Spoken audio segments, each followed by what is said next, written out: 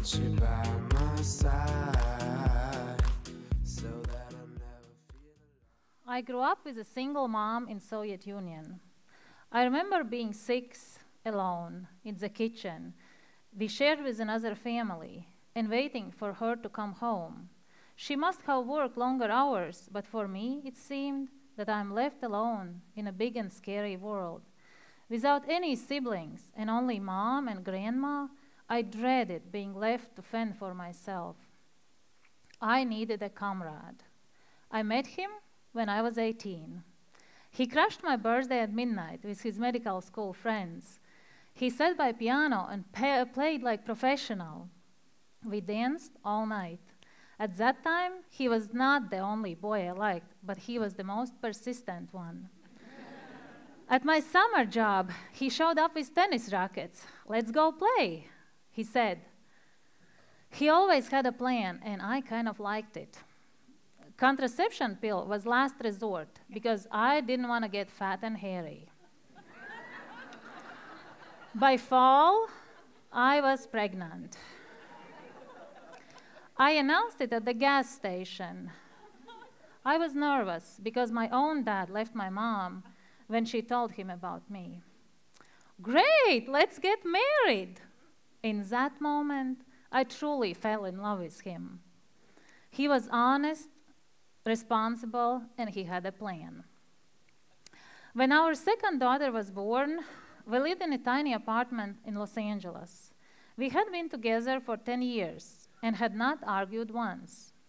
One summer, I went to Latvia for a month to return to a very different man. I clearly remember that night in a living room while our 2 kids were asleep. He was distant and asked if I ever thought of living alone. I felt like a cold bucket of ice was poured over me. There was nothing I could do or say. I went into bedroom and he didn't follow me. I couldn't sleep. My pillow was soaking wet from my tears. What went wrong? Was there another woman? The pain of betrayal was murderous. At 3 a.m., I got up. Driving down to Malibu, I imagined in the darkness my car drowning in the ocean with all my pain. I wished another car would hit me. That would be easier. I wanted to be gone. Suddenly, unfairness kicked in. I had been patiently waiting through countless years of my husband's internship, residency, and fellowship, and now, when we could finally start enjoying our lives, someone else will take it from me? No. I loved him, and I wanted to be with him. With his new job, we moved to Dallas. The change helped, but while our daughter napped, I cried. When everyone came home, I played happy. My husband's mind returned to his family, and I slowly began to feel secure again. I said only one sentence: I will never go through this again. The thought of not being able to provide for myself if my husband was to leave totally scared me. I made a choice to never be dependent again. I bought a ticket to Paris, came home with fabric samples, and created children's clothing line Zaza Couture. I told no one that it sprang out of my husband's affair. Years went by. We had successful careers and a baby boy. I felt strong and grateful for what I had until the day I read a message on our European phones that we all shared, including our daughters. I will not be able to be with you today. I do not feel well, but I know that fate will bring us together again. You are awesome. Kisses. It was the day my husband landed in Latvia on a business trip. It completely shattered me. There was no name and no contact, but in my mind, it was the same story. It took me weeks to try to understand what had happened. I had let our marriage sail unattended, ignoring our needs and wants.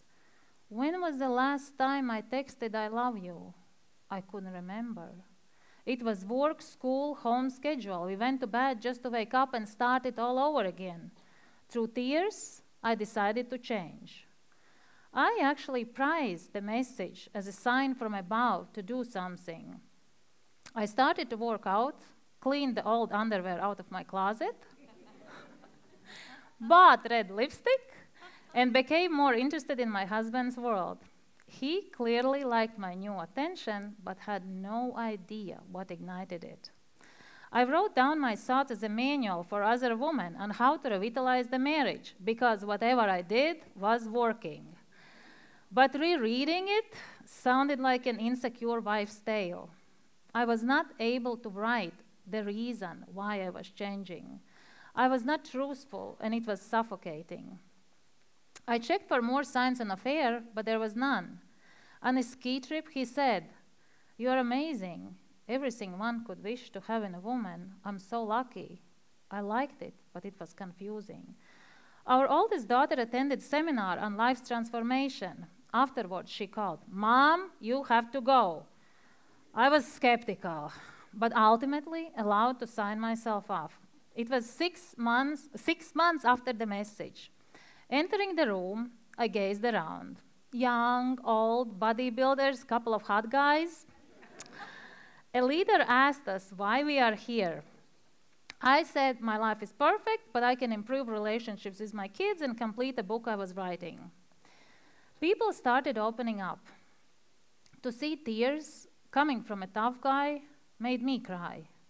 She asked us to dig deeper. I struggled. No one had abused me. I had never been in prison. My thoughts drifted to my husband, but I brushed it aside as unimportant compared to everyone else's dilemmas. At 10 p.m., I sat in a car and suddenly burst into tears. I phoned my daughter. "What's wrong, Mom? Why are you crying?" About everything and nothing, and it made me cry even more because I was not able to share my pain with my own daughter. I told myself, I have to confront him. I couldn't pretend that everything was okay. I pulled into driveway and desperately Googled how to talk to your husband if he was having an affair.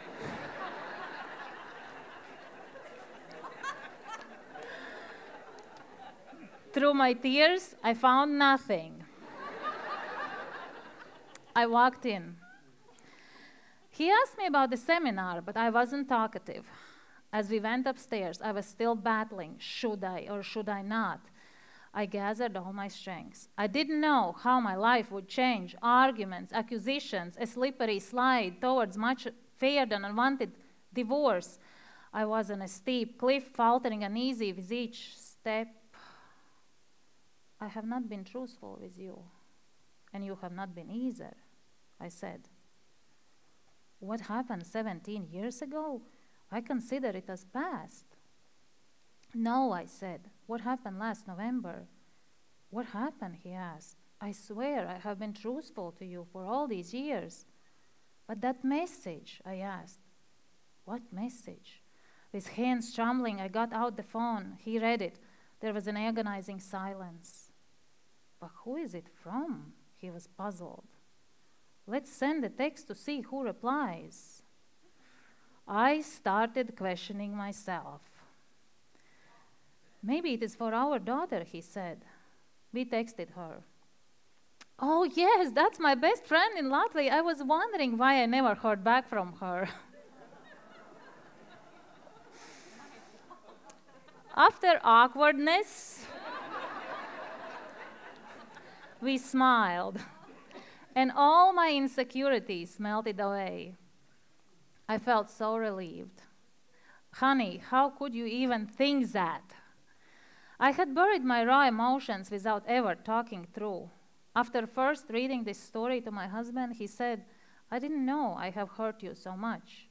How could he have known if I never said it out loud? I always kept my emotions hidden under my successful wife's mask. And here I am, without it, just the way I am. And it feels right to be truthful.